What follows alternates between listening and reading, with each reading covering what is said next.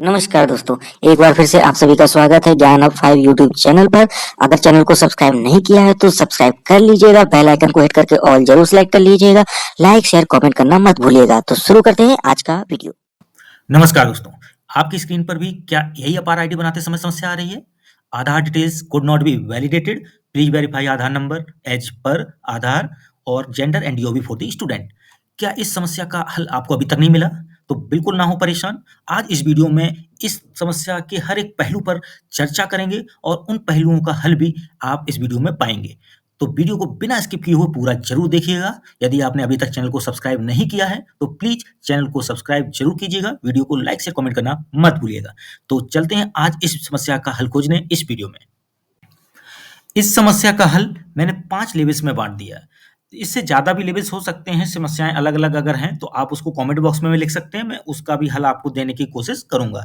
तो जो मैंने 5 लेवल्स दिए हैं इस समस्या को लेकर, हर एक लेवल में मैंने कुछ केसेस लिए हैं। तो सबसे पहले जो लेवल है, वो है स्टूडेंट के नाम में यदि गलती आती है, ठीक है? तो लेवल 1 स्टूडेंट नेम के केसेस, जब गलती हो नाम को लेके। तो केस 1 कौन-सा होगा? यदि school record name Amit Kumar है, उदाहरण के लिए मैंने ये नाम लिया है, यहाँ पर मैं किसी रिकॉर्ड को लेके नहीं चर्चा कर रहा हूँ, एग्जाम्पल पर बात करूँगा। यूडाइस रिकॉर्ड में नेम अमित कुमार है और आधार रिकॉर्ड में नाम आपका सिर्फ अमित है। ध्यान दीजिएगा, school record name Amit Kumar, UDISE record जो है वो अमित कुमार और आधार में आपका अमित, यानी सिर्फ आधार में गलती है। स्कूल और यूडाइस आपको सही दिख रहा है। तो उस केस में आपको क्या करना होगा? सॉल्यूशन यहाँ आधार को अपडेट के केस को लेना होगा, ठीक है? तो केस 1 हो गया, ये लेवल 1 के अंदर। अब केस 2 की बात कर लेते हैं लेवल 1 की।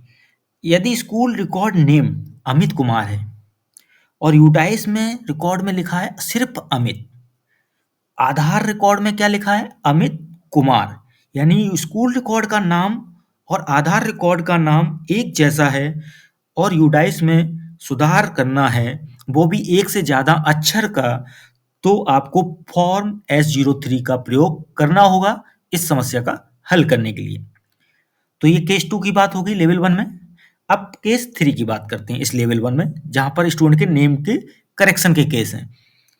केस 3 में स्कूल रिकॉर्ड में नाम अमित कुमार, यूडाइस में अमित कुमारी, मतलब कुमार की जगह आई लग गया, लास्ट में कुमार में कुमारी हो गया।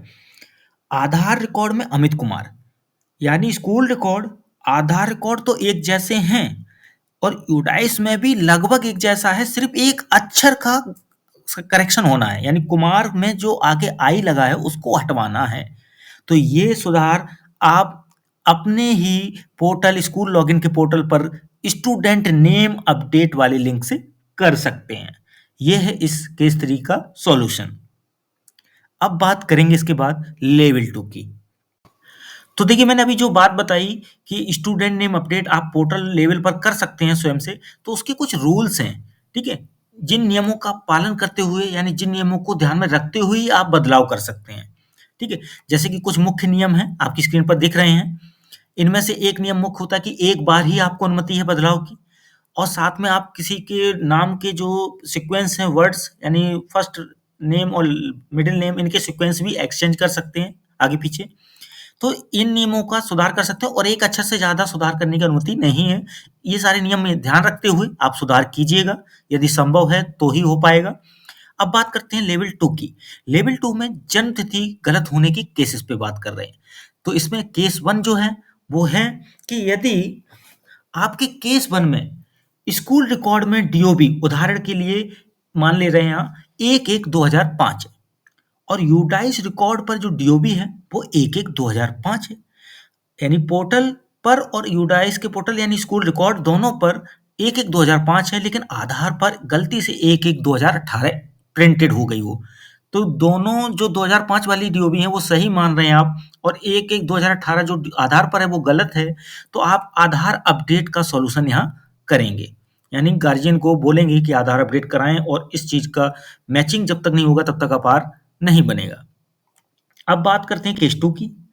यदि स्कूल रिकॉर्ड में डीओबी 1/1/2005 यूडाइस रिकॉर्ड में डीओबी 1/1/2018 ये गलती से एंटर हो गई हो, उदाहरण के लिए मानते हैं, और आधार रिकॉर्ड में डीओबी आपकी 1/1/2005 है। अब स्कूल रिकॉर्ड यानी आपकी एसआर पंजिका और आधार रिकॉर्ड में दोनों में सही है, मैच भी कर रही है, पर यूडाइस के पोर्टल पर गलती से प्रिंट है 1/1 टाइपिंग है 1/1/2018। तो वर्तमान में ये सुधार जीपी यानी जनरल प्रोफाइल के अंदर की जा सकती है। ठीक है, आगे चल के ये बंद हो जाए इसका मैं नहीं कह सकता, लेकिन वर्तमान में आप जीपी में जाके इसे अपडेट करके सेव कर सकते हैं डीओबी स्टूडेंट की, और वहां से सेव कर सही कर लेंगे तो बेहतर होगा, क्योंकि फॉर्म S03 के माध्यम से करने में आपको वक्त लगेगा, जो कि यहाँ फास्ट से हो जाएगा। तो ये थे डीओबी से जुड़े हुए 2 केस। अब बात कर लेते हैं अगले लेवल यानी लेवल 3 की। अब इस लेवल 3 में बात करेंगे जेंडर की गलती होने पर। केस 1 में स्कूल रिकॉर्ड में यदि जेंडर मेल है और यूडाइस रिकॉर्ड में जेंडर मेल है और आधार के रिकॉर्ड में लिखा हुआ है फीमेल, ठीक है, मैंने ये उदाहरण लिया है। अब यहाँ पर बात आ रही है कि स्कूल और यूडाइस का जो दोनों जेंडर है मेल और मेल सही है, और गलती आधार के रिकॉर्ड में है फीमेल जेंडर होने की। तो ऐसे केस में सॉल्यूशन सिंपल सा है कि आधार को अपडेट किया जाएगा। ये है केस 1।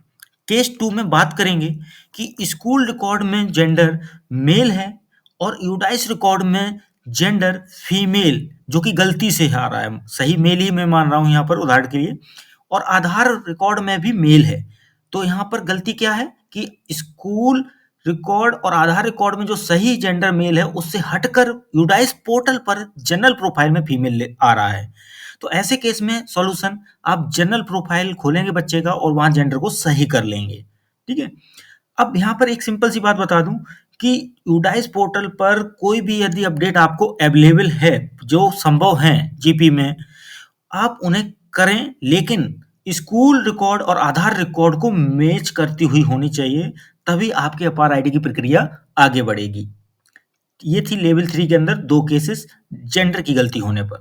अब बात कर लेते हैं आगे लेवल 4 पर। लेवल 4 में बात करेंगे आधार डिटेल्स अपडेट के केस को लेकर। यहाँ पर केस 1 जो है वो है कि यदि बच्चे का वर्तमान आधार और बच्चे का जो जनरल प्रोफाइल में फीड आधार डिटेल्स अगर अलग-अलग हैं, तो वो ना आधार वैलिडेट हुआ होगा, ना हो पाएगा, और साथ में अपार आईडी भी बन नहीं पाएगी।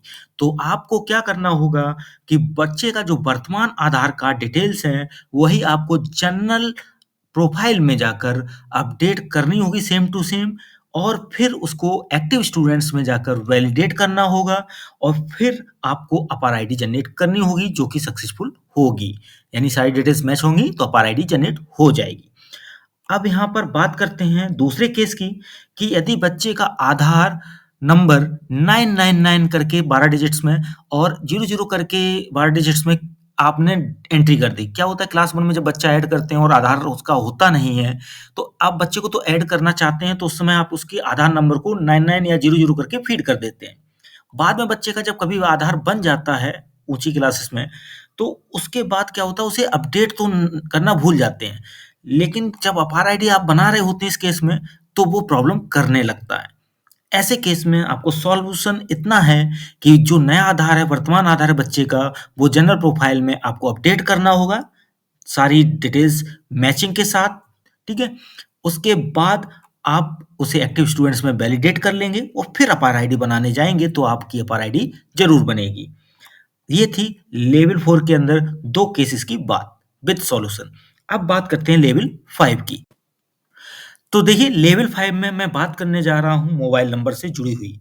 यहाँ पर क्या होता है इस केस में कि एक 2 पॉइंट्स हैं और दोनों एक ही केस में मैं कवर करता हूँ इसको, कि अगर आप जीपी में किसी बच्चे के जब कंप्लीट करते हैं और वहाँ पर मोबाइल नंबर 99 डालते हैं, ऐसा आपने कई बच्चों में इनपुट कर दिया हो, तो क्या होता है कि ये 99 वाला नंबर जो मोबाइल नंबर है वो इश्यू बन जाता है।